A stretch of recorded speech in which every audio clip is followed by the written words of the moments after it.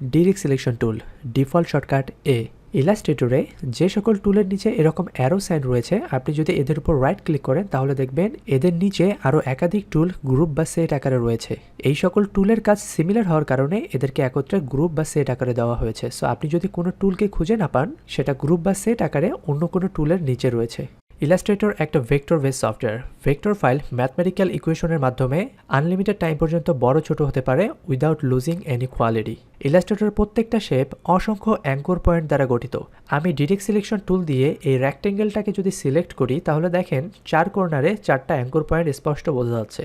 So এই পয়েন্টগুলোকে basically anchor point বলা হয়। একাধিক অ্যাঙ্কর পয়েন্ট একত্রে যুক্ত হওয়ার মাধ্যমে একটা নির্দিষ্ট শেপ তৈরি হয়।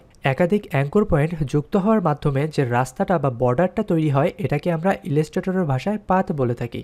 পাথ দুই ধরনের হতে পারে, এরকম সরল হতে পারে বা সমান হতে পারে, আবার এই সার্কেলটার মতো বাঁকানো বা কার্ভ হতে পারে।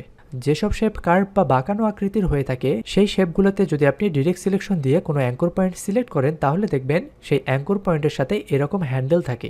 এই হ্যান্ডেলগুলো দিয়ে বেসিক্যালি যে কোনো শেপকে বাঁকিয়ে যে কোনো আকৃতি দেওয়া যায়। সো ডিরেক্ট সিলেকশনের মাধ্যমে আপনি একটা অ্যাঙ্কর পয়েন্টকে ধরতে পারবেন, সেটাকে মুভ করতে পারবেন।